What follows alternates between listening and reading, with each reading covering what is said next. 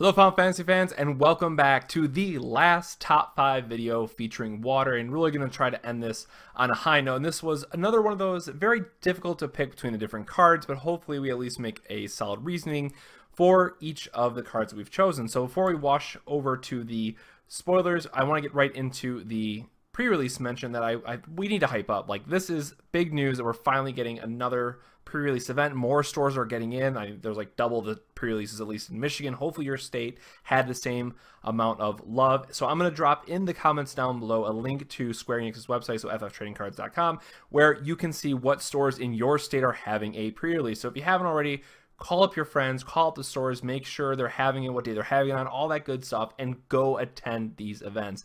I really want Square Enix to know how much we appreciate these, and hopefully with our support, they continue to get better and better as we get more sets. So do you guys like the sleeves, or do you hate them? Do you want to see different art than just the ones that Japan got and just stamped on Opus 5 pre-release? Let us know. We'd love to see what you guys think about those sleeves and what Square Enix might do in the future for them.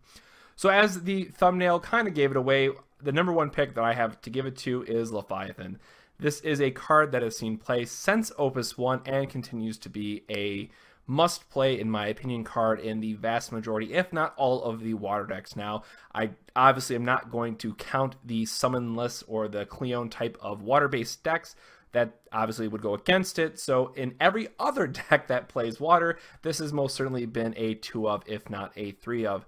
It's a great card for its cost, for what it does. It's an EX burst, so it feels even better to hit it off damage, really help you out. Those tempo-based plays can clear the way very cheap and effectively when you need it to gain those last couple points of damage. And also worth noting, another card that we're going to talk about, you are able to cast this for just 2 crystal points in some decks if you're playing the 2-drop Yuna. So when you get to play this for 2, it feels even better. So Leviathan is an all-around card that deserves the spot. Moving on, we have Minwu, which I think is another card that without a lot of talk, we talked about Al Cid in our lightning video. There's these certain cards that for each element just say, yep, it's a good card, we know why it's good, and here it is.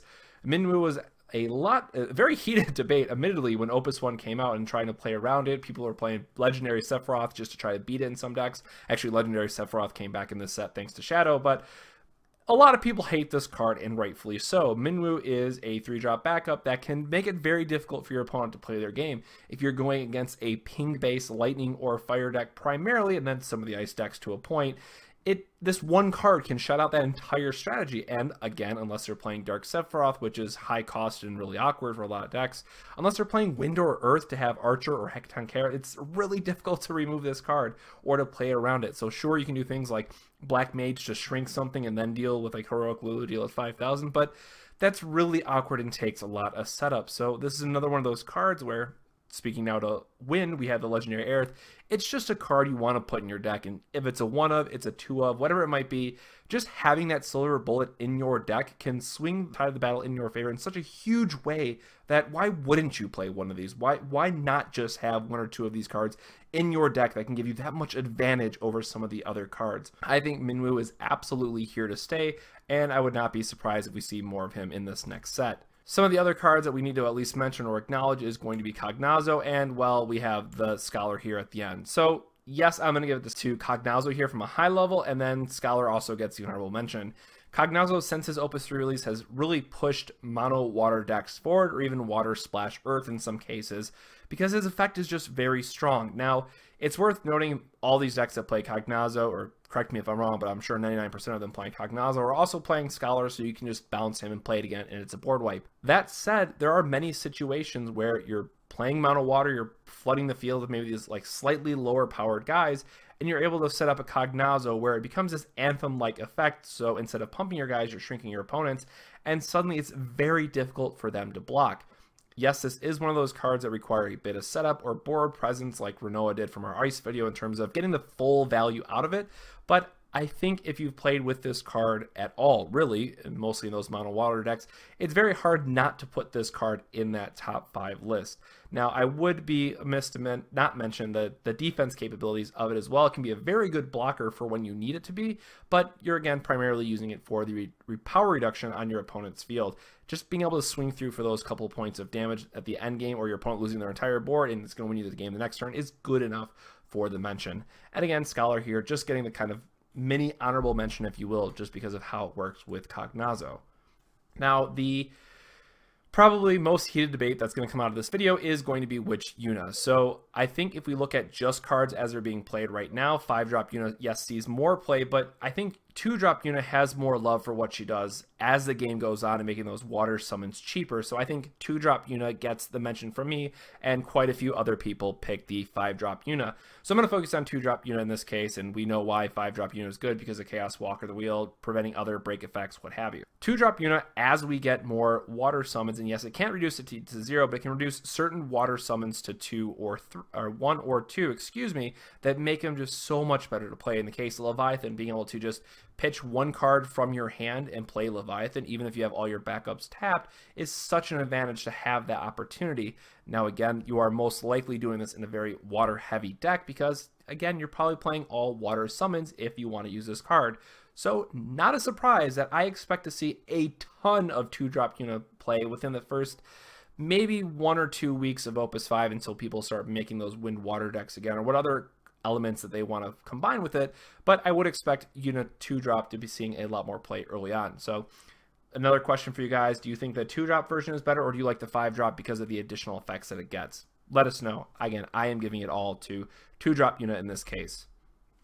My absolutely love pick for this review was Tita. Now, Blitz Ace itself is a very good card, or a very good effect, I should say, because it can end the game out of nowhere. And yes, if you have you need to have a field for the effect to get the full value out of it, but how many times have you played this card? It's late game, the board's clogged up, you both guys have like 3 or 4 forwards in the field, you just rip that Blitz Ace and you can attack 4 or 5 times and clear their board or just finish the game outright. That is the best spot to be in for Blitz Ace, and why I felt that it deserves to be mentioned here.